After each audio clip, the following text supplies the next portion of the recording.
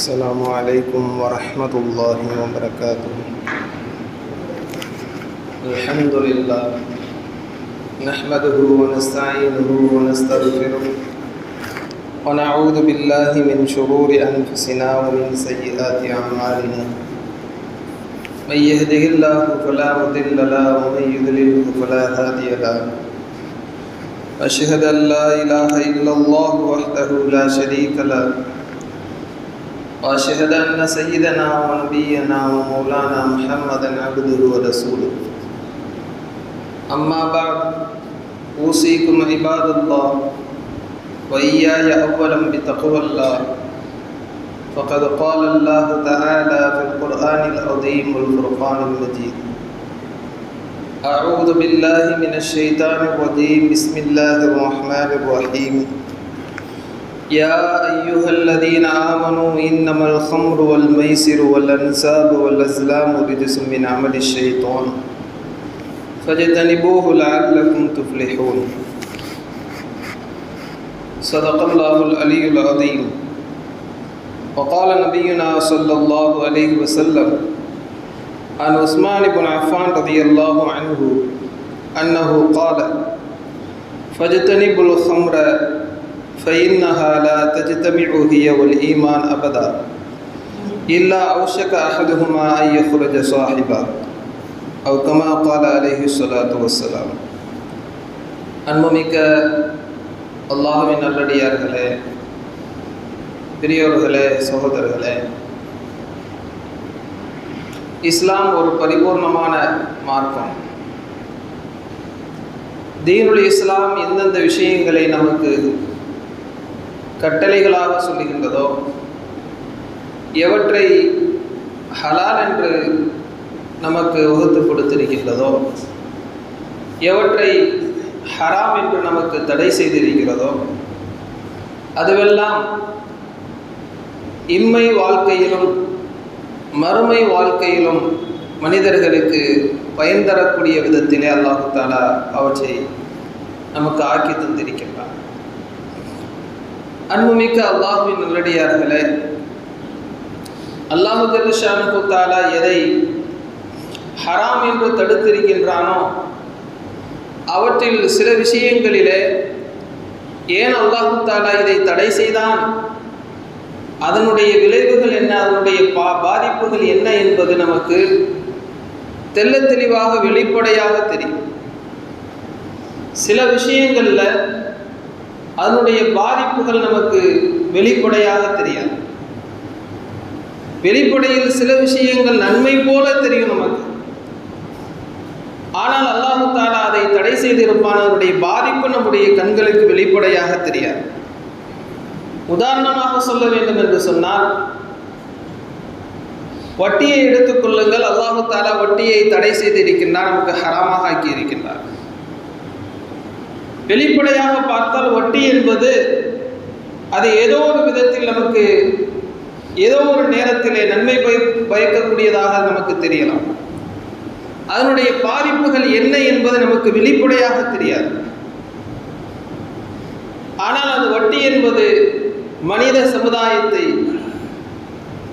நல்ல வசதி படைத்தவர்கள் சுரண்டி சாப்பிடுகின்ற ஒரு கொடூரமான விஷயம் அதற்குள்ளே இருக்கிறது என்பதை வெளிப்படையாக சொல்லி புரிய வைக்க முடியாது.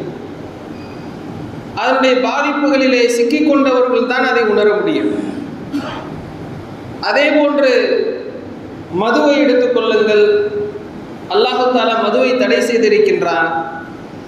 அது ஏன் தடை செய்யப்பட்டது என்பதற்குரிய காரணம் நமக்கு வெளிப்படையாக தெரியும். ஏனென்றால் அதனுடைய பாதிப்புகளும் அதனுடைய பக்க விளைவுகளும் வெளிப்படையானது. அன்புமிக்க அல்லாஹ்வின் நல்லடியார்களே, நமக்கு அதனுடைய காரணம் புரிந்தாலும் சரி, புரியாவிட்டாலும் சரி, அதனுடைய பாதிப்புகள் வெளிப்படையாக தெரிந்தாலும் சரி, தெரியாவிட்டாலும் சரி, அல்லாஹ் எதை தடுத்திருக்கின்றானோ, ஹராமாக ஆக்கி இருக்கின்றானோ அவற்றை விட்டொழிப்பது நம் மீது கடமையாக இருக்கிறது. அன்புமிக்கவர்களே, நாம் இப்பொழுது பார்க்கின்றோம், கடந்த 2003 தான் மது அருந்தியதின் காரணமாக கள்ளத்தனமாக சாராயம் காய்ச்சி அதை குடித்து பலரும் இறந்து போனார்கள். அதற்கு அரசு என்ன செய்தது? இறந்தவர்களுக்கு இழப்பீடாக சில லட்சங்களை அவர்களுக்கு கொடுத்தது. அப்பொழுதே இஸ்லாமிய அறிஞர்கள் இன்னும் சில சமூக நல விரும்பிகள் என்ன சொன்னார்கள்? இது மது அருந்துபவர்களை மேலும் ஊக்கப்படுத்தும் விஷயம். மது உண்டதினால் இறந்து போனவர்களுக்கு நீங்கள் இழப்பீடு கொடுப்பீர்கள் என்று சொன்னால் இது பிறரை ஊக்கப்படுத்தக்கூடியதாக இருக்கும். அதே அடிப்படையில் தான் இப்பொழுது நாம் ஒரு கொடூரத்தை பார்த்து கொண்டிருக்கின்றோம். கள்ளசாராயம் குடித்ததின் காரணமாக 50க்கும் மேற்பட்டவர்கள் இறந்து போயிருக்கின்றார்கள் என்ற அந்த ஒரு மிக வருத்தமான ஒரு செய்தி நம்மை வந்தடைந்து கொண்டிருக்கிறது. அதோடு மட்டுமல்லாமல் நூற்றுக்கணக்கானோர் மருத்துவமனையிலே மிக மோசமான நிலையில் அவர்கள் மருத்துவ சிகிச்சைக்கு உள்ளாக்கப்பட்டிருக்கின்றார்கள் என்ற செய்தியை நாம் பார்க்கிறோம். அன்புமிக்க அல்லாஹ்வின் நல்லடியார்களே, இப்பொழுதும் அரசு அப்படிப்பட்ட ஒரு தவறை செய்திருக்கிறது. சென்ற முறையை விட இந்த தடவை இன்னும் கொஞ்சம் ஊக்கத்தொகை அதிகமாக, இழப்பீட்டு தொகையை 10 லட்சமாக கொடுத்திருக்கின்றார். குடிக்கக்கூடியவன் கள்ளச்சாராயம் என்பது பொதுவாக மது என்பதே உடலுக்கு தீங்கானது. மது கடைகளிலும் சரி, மது பாட்டில்களிலும் சரி, மது உடலுக்கு தீமையானது என்ற விளம்பரத்தோடு தான் அதை விற்பனையும் செய்கின்றார். அதிலும் கள்ளச்சாராயம் என்பது அது மனித உடலுக்கு கெடுதியானது என்று தெரிந்தும் அவன் ஏன் குடிப்பான் என்று சொன்னால், குடிச்சு நல்லா இருந்தால் அது நமக்கு ஒரு விதமான சுகம், இல்லாதனால செத்து போயிட்டாலும் ஒன்றும் பரவாயில்லை, ஒரு 10 லட்ச ரூபா நம்முடைய வீட்டுக்கு கிடைக்கும் என்ற ஒரு மனநிலையை அது ஏற்படுத்தி விடுகின்றது. அன்புமிக்கவர்களே, இஸ்லாம் என்பது, இஸ்லாத்தினுடைய சட்டதிட்டங்களை பற்றி மார்க்க அறிஞர்கள் நமக்கு சொல்லுகின்ற பொழுது சொல்வார்கள், இஸ்லாம் ஒருபோதும் கொசுக்களுக்கு மருந்தடிப்பதில்லை. கொசுக்களே இல்லாமல் போவதற்கு வழி என்னவோ அதைத்தான் இஸ்லாம் கூறும். இவர்கள் என்ன செய்கின்றார்கள்? அரசுகள் எல்லாம் கொசுக்களுக்கு மருந்தடிக்கின்ற வேலையை மட்டும்தான் செய்கின்றார்கள். கொசுக்களே இல்லாமல் போவதற்குரிய வழி என்ன? ஒரு தீமையே அது வேரடி மண்ணோடும் இல்லாமல் போவதற்குரிய வழி என்ன என்பதை பற்றி எப்பொழுதும் எந்த அரசும் யோசித்ததே இல்லை. அன்புமிக்க அல்லாஹ்வின் நல்லடியார்களே, ஆனால் இஸ்லாம் 1400 வருடத்திற்கு முன்பாகவே மதுவிலக்கை மிக எளிமையாக சாத்தியமாக்கியது. மதுவிலக்கெல்லாம் சாத்தியம் இல்லை. மதுவை தடை செய்தால் இவர்கள் என்ன செய்வார்கள்? இந்த கள்ளச்சாராயத்தின் மூலமாக இழப்புகள் இன்னும் அதிகமாகும். வீதிகள் தோறும் எங்கெல்லாம் மக்கள் ஒன்று கூடுகின்றார்கள் அப்படிப்பட்ட இடங்கள் தோறும் மதுக்கடைகளை திறந்து வைத்தார்கள் அரசின் மூலமாக. அப்படி இருந்தும் இந்த கள்ளச்சாராய இறப்புகள், மதுவினால் ஏற்படக்கூடிய இறப்புகள் குறைந்ததா? வருடம் நடந்தேறி கொண்டுதான் இருக்கிறது. அன்புமிக்கவர்களே, மது ஒழிப்பு என்பதை இஸ்லாம் எப்படி சாத்தியமாக்கியது? மனித உள்ளத்தை பண்படுத்தணும். இந்த மதுவின் மூலமாகத்தான் உனக்கு மகிழ்ச்சியும் சந்தோஷமும் என்ற திரைப்படங்களை தடை செய்ய வேண்டும். திரைப்பட காட்சிகள் தடை செய்யப்பட வேண்டும். சந்தோஷம் என்று சொன்னாலே, துக்கம் என்று சொன்னாலே, மதுபாட்டிலை நீ கையில் எடு என்ற அந்த காட்சிகள் திரைப்படங்கள் தோறும் அது வந்து கொண்டு இருப்பது எப்படிப்பட்ட ஒரு நிலை மனிதர்களுக்குள்ள உண்டாக்கும்? அந்த எண்ணங்கள் மனிதர்களுக்கு மேலோங்கக்கூடிய இந்த விஷயங்களை எல்லாம் மிக எளிதாக ஆக்கிவிட்டு மதுவை ஒழிப்பது என்பது எவ்வாறு சாத்தியமாகும்? மனித உள்ளங்கள் பண்படுத்தப்படணும். மனிதனுடைய உயிர் எவ்வளவு பெரிய உயர்வானது என்ற அந்த உணர்வு அவனுக்கு ஊட்டப்படும். ஆரோக்கியம் எந்த அளவுக்கு மனிதனுக்கு மிக முக்கியமானது என்பது அவனுக்கு ஊட்டப்படும். இந்த உணர்வு மனிதனுக்குள்ளே உண்டாக்கப்படும் என்று சொன்னால் அந்த மது ஒழிப்பு என்பது மிக எளிதானது. அதோடு இறையச்சம் என்பது மிக முக்கியமானது. அன்புமிக்க அல்லாஹ்வின் நல்லடியார்களே, மற்றவர்களை விட்டுவிடலாம். இன்று இஸ்லாமியர்களும் கூட மதுவிற்கு அடிமைகளாக ஆகியிருப்பதை நாம் மிக சர்வசாதாரணமாக பார்க்க முடிகிறது. அதிலும் இஸ்லாமிய இளைஞர்கள் எந்த ஒரு கூச்சமும் இல்லாமல், எந்த ஒரு இடர்பாடும் இல்லாத ஒரு நிலையிலே, மனநிலையிலே அவர்கள் என்ன செய்கின்றார்கள்? மது பழக்கத்திற்குரியவர்களாக இருப்பதை நாம் வெளிப்படையாக பார்க்க முடியும்.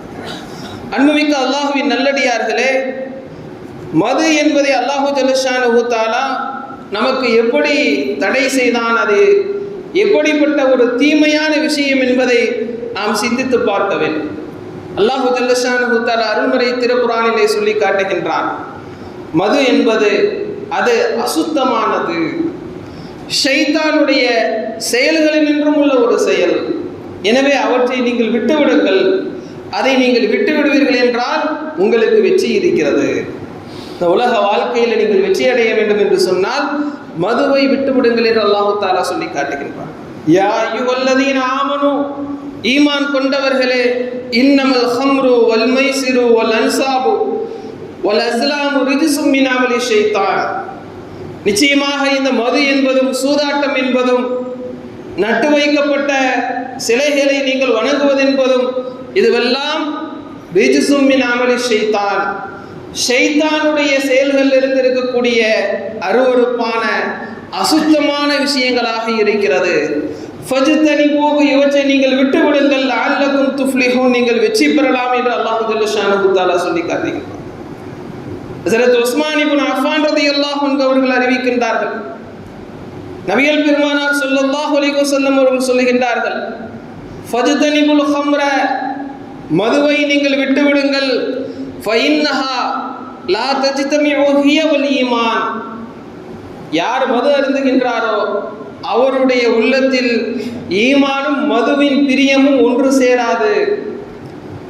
நீங்க மது குடிப்போனா நான் இருப்பேன், ஈமானுடையவனாகவும் நான் இருப்பேன் என்று சொன்னால் அது சாத்தியம் இல்லை என்று நபி அவர்கள் சொல்லுகின்றார். மதுவின் நேசமும் ஈமானும் உங்களுடைய உள்ளத்திலே ஒன்று சேராது. அலா அவுஷகு அஹதுஹுமா ஐயஹ்ரஜ ஸாஹிபஹு, ஒன்று இன்னொன்றை வெளியாக்கிவிடும் என்பதாக நபி அவர்கள் சொல்லுகின்றார். ஒன்று இந்த ஈமான், அந்த ஈமானிய உணர்வு உங்களிடத்திலே மேலோங்குமே என்று சொன்னால் மதுவை அந்த மது குடிக்கக்கூடிய அந்த பழக்கத்தை விட்டு உங்களை அதை என்ன செய்யும்?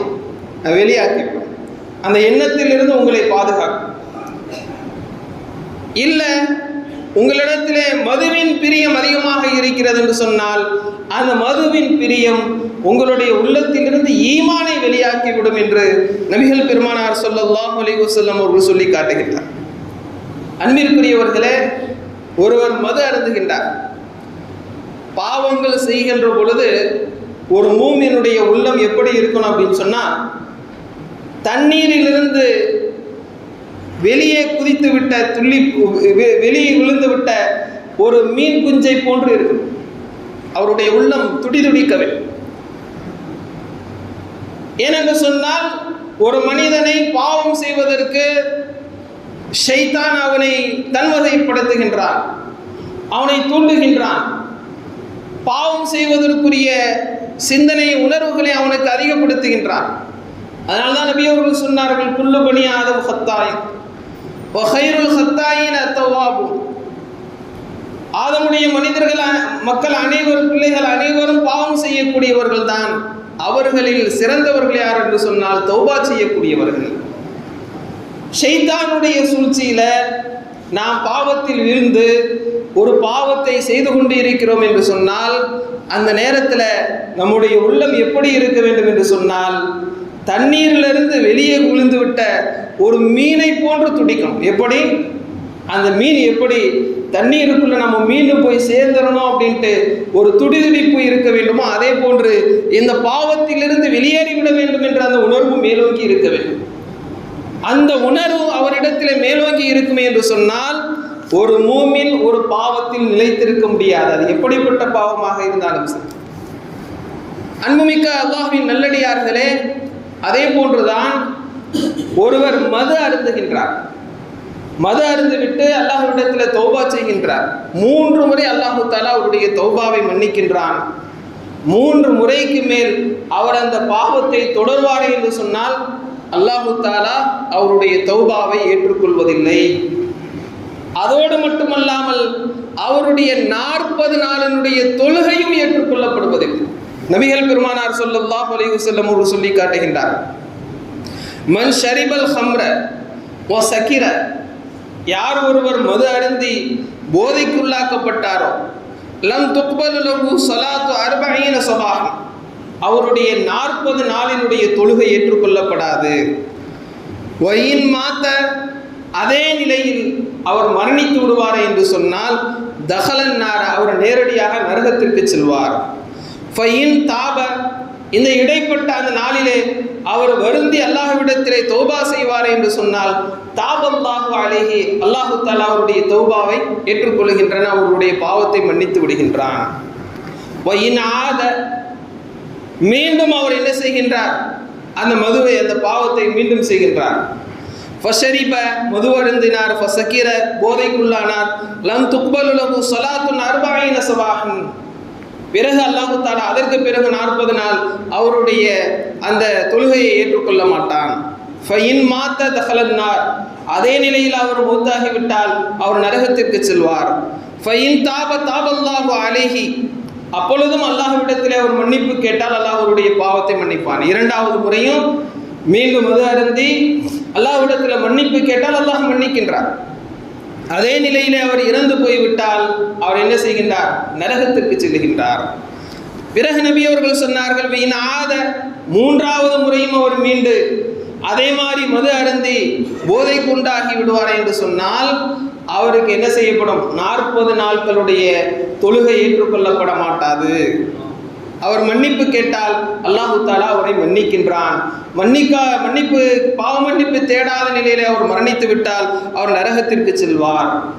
பிறகும் நபி அவர்கள் சொன்னார்கள், வயின் ஆத, 4வது முறையாக அவர் இந்த பாவத்தில் ஈடுபடுவார் என்று சொன்னால், மது அருந்துவார் என்று சொன்னால், கான ஹக்கன் அலல்லாஹி ஐ யஸ்தியஹு மின் ரதகத்தில் ஹபால் யௌமல் கியாமத்தி யௌமல் கியாமா.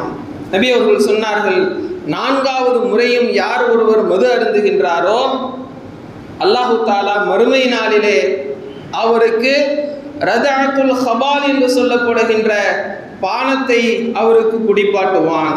காலு, நபி சஹாபாக்கள் கேட்டார்கள், யா ரசூலல்லாஹ், அல்லாஹ்வின் தூதரே, வமா ரதஅத்துல் ஹபால், ரதஅத்துல் ஹபால் என்று சொன்னால் என்ன என்று கேட்டார்கள். கால நபி அவர்கள் சொன்னார்கள், உஸாரத்து அஹ்லின் நார், அது நரகவாசிகளுடைய வேர்வையும் இரத்தமும் சீலும் சலமும் என்பதாக நபிகள் பெருமானார் ஸல்லல்லாஹு அலைஹி வஸல்லம் அவர்கள் சொன்னார். ஆக மது அருந்தியவர் இருக்கின்றாரே, 3 தடவைக்குள்ளாக அல்லாஹ்விடத்திலே பாவ மன்னிப்பு தேடிக்கொள்ள வேண்டும். அவருடைய குற்றம் மீண்டும் மீண்டும் தொடர்ந்து கொண்டே இருக்கும் என்று சொன்னால் அல்லாஹு தஆலா 3 தடவைக்கு மேல் அவருடைய பாவ மன்னிப்பை ஏற்றுக்கொள்வதில்லை. மறுமை நாளில் அவருக்கு என்ன செய்கின்றான், இது மாதிரி இந்த தண்டனையை கொடுக்கின்றார். நரகத்தினுடைய சீலும் சலமும் அவருக்கு கொடுக்கப்படும். ஆனாலும் அல்லாஹ்விடத்திலே அவர் உண்மையான மனதோடு பாவ மன்னிப்பு கேட்பார் என்று சொன்னால் மன்னிக்கும் தயால குணமுடையவன் அல்லாஹ். அல்லாஹு தஆலாவினுடைய மன்னிக்கும் தயால குணம் என்பது விசாலமான, அல்லாஹு தஆலா கருணை உள்ளம் கொண்டு அவரை மன்னிக்க தயாராக இருப்பார். இது நபி ஸல்லல்லாஹு அலைஹி வஸல்லம் அவர்கள் நமக்கு கொடுக்கின்ற ஒரு எச்சரிக்கையாக நபிகள் பெருமானார் ஸல்லல்லாஹு அலைஹி வஸல்லம் அவர்கள் சொல்லி இருக்கின்றார். அன்புமிக்க அல்லாஹ்வின் நல்லடியார்களே, ஹஸரத் அம்ர் இப்னு ஆஸ் ரலியல்லாஹு அன்ஹு அவர்கள் அறிவிக்கின்றார், நபி அவர்களுடைய எச்சரிக்கை இந்த மதுவின் விஷயத்தில் எந்த அளவுக்கு கடுமையாக இருக்கிறது என்பதை பார்க்க வேண்டும். உங்களில் ஒருவர் மது அருந்தக்கூடியவராக இருந்து அவர் நோய்வாய்ப்பட்டு விடுவார் என்று சொன்னால் அவரை நீங்கள் நலம் விசாரிக்க செல்லாதீர்கள் என்று நபி ஸல்லல்லாஹு அலைஹி வஸல்லம் அவர்கள் சொல்லிவிட்டார். அன்புமிக்கவர்களே, மது அருந்தக்கூடியவர்கள் இருக்கின்றார்களே, அவர்களை என்ன செய்ய வேண்டும் என்று சொன்னால் நம்மிலிருந்து அவரை அப்புறப்படுத்த பழக வேண்டும். அவருக்கு எந்த விதத்திலும் நாம் உதவி செய்யக்கூடியவராக இருக்கக்கூடாது. எந்த ஒரு விதத்திலும் அவருக்கு நாம் கருணை காட்டக்கூடியவர்களாக இருக்கக்கூடாது. அப்படி செய்கின்ற பொழுதுதான் அவர் உணர்வு பெற்று திருந்தி வருவார். நிறைய கணவன் மனைவிகளை பார்க்கலாம். கணவர் மது அருந்தக்கூடியவராக இருப்பார். அவர் மது அருந்திட்டு வீட்டுக்கு வருவார். மனைவி அவருக்கு சாப்பாடு செஞ்சு போட்டு, அது சில வீடுகளில் என்ன அப்படின்னு சொன்னால், அவர் மது அருந்துவதற்கு இவர்கள் தேவையான உணவுகளை சமைத்து கொடுப்பதும் நடக்கின்றது. ஆனால் நபிகள் பெருமானார் ஸல்லல்லாஹு அலைஹி வஸல்லம் அவர்கள் என்ன சொல்லுகின்றார்கள்? அவர்களை நீங்கள் புறக்கணியுங்கள் என்பதாக சொல்லுகின்றார். மது அருந்தியவர் நோய்வாய்ப்படுவாரே என்று சொன்னால் அவரை நீங்கள் நலம் விசாரிக்க செல்லாதீர்கள் என்று நபிகள் பெருமானார் ஸல்லல்லாஹு அலைஹி வஸல்லம் அவர்கள் சொல்கின்றார். மது அருந்தக்கூடியவருக்கு எந்த விதத்திலும் நாம் ஒத்துழைப்பாக உதவி செய்யக்கூடியவராக இருக்கக்கூடாது என்ற 10 வகையான நபர்களை நபி ஸல்லல்லாஹு அலைஹி வஸல்லம் அவர்கள் சாபமிட்டு இருக்கின்றார்கள். சாபத்திற்குரியவர்களாக சொல்லி காட்டுகின்றார்கள். லஅனல்லாஹுல் ஹம்ர, அல்லாஹு ஜல்ல ஷானுஹு தஆலா மதுவை சாபமிட்டுள்ளார். வஷாரிபஹா, மதுவை குடிப்பவரையும், வசாத்தியஹா, அந்த மதுவை குடிக்க கொடுப்பவரையும், வபாயிஅஹா, மதுவை விற்கக்கூடியவரையும், வமுப்தாஅஹா, மதுவை விற்று கொடுக்கக்கூடியவரையும், வஆசிரஹா, மதுவை தயாரிக்கக்கூடியவரையும், வமுஅ்தசிரஹா, அதை தயாரித்து கொடுக்கின்ற வேலை செய்யக்கூடியவரையும், வஹாமிலஹா, அதை சுமந்து எடுத்து செல்லக்கூடியவரையும், வல் மஹ்மூலத்து இலைஹி, அப்படி எடுத்து செல்வதற்கு துணை புரியக்கூடியவரையும், வாக்கிலு சமனஹா, நான் மதுவெல்லாம் குடிக்கிறது இல்லை, ஆனால் அதை விற்பனை மட்டும் செய்கிறார். சும்மா கடையில் லீஸுக்கு எடுத்துருக்கிறார். அந்த கடையின் மூலமாக வருமானம் வரும். அந்த வருமானம் தான் எனக்கு. இப்படிப்பட்ட எல்லா நிலைகளையும் நபிகள் பெருமானார் ஸல்லல்லாஹு அலைஹி வஸல்லம் அவர்கள் சொல்லுகின்றார்கள். இவர்களை அனைவரையும் அல்லாஹு தஆலா சபிக்கின்றான். இவர்கள் அனைவரும் அல்லாஹ்வினுடைய சாபத்திற்குரியவர்கள் என்று நபிகள் பெருமானார் ஸல்லல்லாஹு அலைஹி வஸல்லம் அவர்கள் சொல்லி காட்டுகின்றார். மது அருந்தக்கூடியவருக்கு எந்த விதத்திலும் உதவி செய்பவர்களாக நாம் இருக்கவே கூடாது. அதே மாதிரி ஒரு கடை வச்சிருக்கிறோம். கடையில் பல பொருட்கள் வைத்திருப்போம். ஆனால் குறிப்பிட்ட ஒரு நேரத்தில் குறிப்பிட்ட அந்த கடையில் என்ன செய்யப்படுகிறது என்று சொன்னால், மது அருந்துவதற்கான அந்த பொருட்கள் வாங்கப்படுகிறது என்று சொன்னால், மது அருந்தக்கூடியவர்கள் அந்த கடையில் குறிப்பிட்ட அந்த மது அருந்துவதற்கான பொருளை வாங்குறாங்க. இதுவும் ஒரு உதவிதான். அப்படிப்பட்ட பொருட்களை நாம் விற்பனை செய்யக்கூடாது. இதுவும் மது அருந்தக்கூடியவர்களுக்கு நாம் செய்கின்ற ஒரு உதவியும் ஒரு ஒத்தாசையும் தான். நபிகள் பெருமானார் ஸல்லல்லாஹு அலைஹி வஸல்லம் அவர்கள் இப்படி எந்த விதத்திலும் நீங்கள் மது அருந்தக்கூடியவர்களுக்கு உதவி செய்பவர்களாக இருக்காதீர்கள், அவர்கள் அனைவரையும் அல்லாஹு தஆலா சபித்திருக்கின்றான் என்று நபி ஸல்லல்லாஹு அலைஹி வஸல்லம் அவர்கள் சொல்லி காட்டுகிறார். அன்பிற்மிக்க அல்லாஹ்வின் நல்லடியார்களே, ஒரு மனநிலை நமக்குள்ள உண்டாக்கப்பட்டிருக்கு. என்ன அப்படின்னு சொன்னா, போதைக்கு அடிமையாகிவிட்டால், மதுவுக்கு அடிமையாகிவிட்டால் அதிலிருந்து வெளியே வரவே முடியாது. வரலாம். ஈமானிய உணர்வை நாம் வளர்ப்போம் என்று சொன்னால், உள்ளத்திலே இறையச்சத்தை உண்டாக்குவோம் என்று சொன்னால், எந்த விதமான பாவமாக இருந்தாலும் அந்த பாவத்திலிருந்து வெளிவர முடியும். அரேபியர்கள் மதுவின் மீது மிகப்பெரிய பிரியமுடையவர்களாக இருந்தார்கள். இஸ்லாத்திற்கு பிறகு மது அருந்துபவர்களாக அவர்கள் இருந்தார்கள். 3 கட்டமாக இஸ்லாம் மதுவை தடை செய்தது.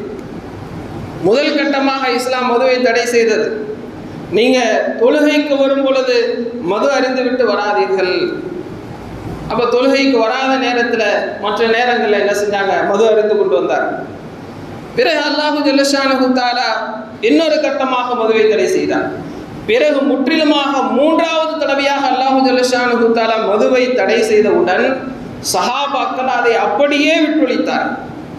அல்லாஹு ஜல்ல ஷானுஹு தஆலா சூரா மாயிதாவிலே இந்த வசனத்தை இறக்கினான். யா அய்யுஹல்லதீன ஆமனு இன்னமல் ஹம்ரு வல் மைசிரு வல் அன்சாபு ரிஜ்ஸும் மின் அமலி ஷைத்தான் ஃபஜ்தனிபூஹு லஅல்லக்கும் துஃப்லிஹூன். ஆரம்பத்தில் ஓதி காட்டிய அந்த வசனம் தான். அல்லாஹு தஆலா ஈமான் கொண்டவர்களே, மது என்பதும் அந்த மது சூதாட்டம் என்பதும் சிலை வணக்கம் என்பதும் இதுவெல்லாம் எப்படிப்பட்டது என்று சொன்னால் ஷைத்தானுடைய செயல்களில் இருந்து உள்ளது. ஃபஜ்தனிபூஹு, இதை நீங்கள் விட்டுவிடுங்கள். எவ்வாறு ஒரு மூமின் சிலை வணக்கத்தை விட்டுவிட வேண்டுமோ அதை குறிப்பிட்டு அல்லாஹு ஜல்ல ஷானுஹு தஆலா மதுவையும் சேர்த்து சொல்லுகின்றான். மதுவை நீங்கள் விட்டுவிடுங்கள், ஃபஜ்தனிபூஹு லஅல்லக்கும் துஃப்லிஹூன், நீங்கள் வெற்றி பெற முடியும். அன்புமிக்க அல்லாஹ்வின் நல்லடியார்களே, ஹஸரத் அனஸ் ரலியல்லாஹு அன்ஹு அவர்கள் சொல்லுகின்றார்கள், நானும் அபூ தல்ஹா ரலியல்லாஹு அன்ஹு அவர்களும் அபூ அய்யூப் அன்சாரி ரலியல்லாஹு அன்ஹு அவர்களும் எங்களிடத்தில் இருந்த விலை உயர்ந்த விலை மதிப்புமிக்க நன்கு புளித்த நன்கு போதை தரக்கூடிய மது இருந்தது. அதை நான் அபூ தல்ஹா ரலியல்லாஹு அன்ஹு அவர்களுக்கும் அபூ அய்யூப் அன்சாரி ரலியல்லாஹு அன்ஹு அவர்களுக்கும் நான் மது குடிப்பதற்காக வேண்டி அவர்களுக்கு பரிமாறிக் கொண்டிருந்தேன். நாங்கள் மூவரும் மது அருந்துவதற்காக வேண்டி மது கோப்பையை கையில் எடுத்த நேரத்திலே ஒரு சஹாபி எங்களிடத்திலே வந்து சொன்னார், யா அய்யுஹல்லதீன ஆமனு இன்னமல் ஹம்ரு வல் மைசிரு வல் அன்சாபு ரிஜ்சும் மின் அமலி ஷைத்தான் ஃபஜ்தனிபூஹு லஅல்லக்கும் துஃப்லிஹூன் என்ற இந்த அருள்மறை வசனத்தின் மூலமாக மது தடை செய்யப்பட்ட செய்தி உங்களுக்கு தெரியாதா என்று கேட்டார்கள். அன்புமிக்க அல்லாஹ்வின் நல்லடியார்களே, ஹஜ்ரத் அனஸ் ரலியல்லாஹு அன்ஹு அவர்கள் சொல்லுகின்றார்கள், நாங்கள் எங்களுடைய கைகளில் வைத்திருந்த மது கோப்பைகளை கீழே வீசி எறிந்தோம். விலை மதிப்புமிக்க அந்த மது பேரல்களை நாங்கள் தெருக்களிலே கொட்டினோம். அன்றைய தினம் மதீனாவின் வீதிகளிலே மது ஆறு ஓடியது. ஏன் மதுவை விட முடியாது? மதுவை விட முடியாது, போதையிலிருந்து வெளியே வர முடியாது என்ற இந்த மனநிலை எல்லாம் நமக்குள்ளே உண்டாக்கப்பட்டிருக்கிறது. இரையச்சம் இருக்குமே என்று சொன்னால் இந்த மதுவை அல்லாஹ் தடை செய்து இருக்கின்றான். மது அருந்தக்கூடியவருக்கு அல்லாஹ்வினுடைய சாபம் உண்டாகின்றது. முன்னே சொல்லப்பட்டதை போன்ற இன்னும் ஏராளமான தண்டனைகளும் வேதனைகளும் மது அருந்துபவர்களுக்கு அல்லாஹு தஆலா கொடுக்கக்கூடியவனாக இருக்கின்றான் என்ற இந்த செய்திகள் எல்லாம் ஒரு மூமினுடைய உள்ளத்தில் திரும்ப திரும்ப சொல்லப்பட்டு அது அவருடைய உள்ளத்திலே ஆழமாக பதிய வைக்கப்படுமே என்று சொன்னால், சஹாபாக்கள் அப்படித்தான் அந்த மதுவில் இருந்து வெளியே வந்தார். ஒரு கண நேரம்தான் இந்த வசனத்தை ஓதி காட்டிய அந்த கண நேரத்திலேயே அவர்கள் தங்களுடைய மது கோப்பைகளை போட்டு உடைத்தார். அன்புமிக்க அல்லாஹ்வின் நல்லடியார்களே, ஈமானுடைய நாம இந்த மனித சமுதாயத்திற்கு முன்னுதாரணமாக இருக்கணும். இன்னைக்கு நாம பார்க்கிறோம், கள்ளக்குறிச்சியினுடைய செய்தியை படித்துவிட்டு நாம் வருந்துகின்றோம். 50 உயிர் போயிடுச்சு, இன்னும் நூற்றுக்கணக்கான பேர், நூற்றுக்கும் அதிகமான பேர் இன்னும் அவர்களுடைய உயிர் ஊசலாடி கொண்டு இருக்கிறது. இப்படி கவலை கொள்வது எந்த பலனும் தராது. ஈமானுடையவர்களாக இருக்கக்கூடிய நாம், மூமின்களாக இருக்கக்கூடிய நாம் இந்த மனித சமுதாயத்திற்கு முன்னுதாரணமாக இருக்கணும். எப்படி மது அருந்தாமலும் மனிதனாக இந்த பூமியில வாழ முடியும், மது அருந்தாமலும் சுக துக்கங்களை சகித்து கொள்ள முடியும், மது அருந்தாமலும் சந்தோஷமான நிலையை நாம் அனுபவிக்க முடியும் என்ற இந்த உணர்வை, இந்த உண்மையை நாம் உலகத்திற்கு வெளிக்காட்ட எந்த மூமினும் மது கடைகளில் போய் நிற்கக்கூடாது. மது அருந்துபவர்களோடு தொடர்புகளை வைத்துக் கொள்ளக்கூடாது. நான் மூமின், நான் ஒரு இஸ்லாமியன், நான் மது அருந்த மாட்டேன் என்பதை தெல்ல தெளிவாக வெளிப்படையாக உங்களுடைய நண்பர்களிடத்திலே சொல்லுங்கள். பணிபுரியக்கூடிய இடங்கள்ல இதை இன்று சகஜமாக்கப்படுகின்றது.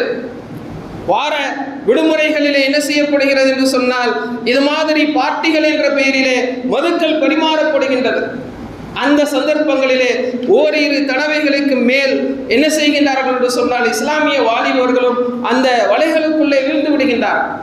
இல்லை, நாம் தெல்ல தெளிவாக சொல்ல வேண்டும். இஸ்லாம் தடை செய்கிறது. மூமினாகிய இஸ்லாமியனாகிய நான் இந்த மதுவை நான் என்னுடைய கைகளினால் தொடமாட்டேன், நான் வரமாட்டேன் என்பதை தெல்ல தெளிவாக சொல்லணும். அது அவர்களுக்குள்ள உணர்வை ஏற்படுத்தும். ஏன் இந்த மூமினை போல, இந்த இஸ்லாமியனை போல மது அருந்தாமல் எண்ணாமலும் வாழ முடியும் என்ற அந்த உணர்வு அவர்களுக்குள்ளே உண்டாகும்.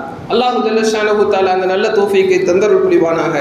வாஹிரு தஅவானா அல்ஹம்துலில்லாஹி ரப்பில் ஆலமீன். அஸ்ஸலாமு அலைக்கும் வரஹ்மத்துல்லாஹி.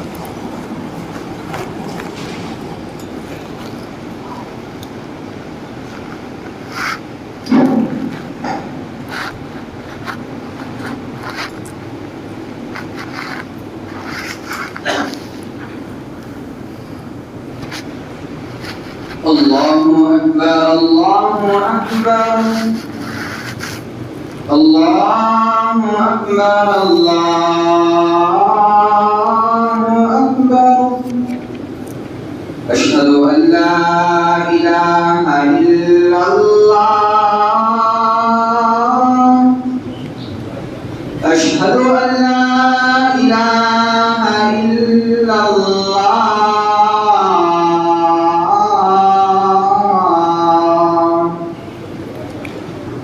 أشهد أن محمدا رسول الله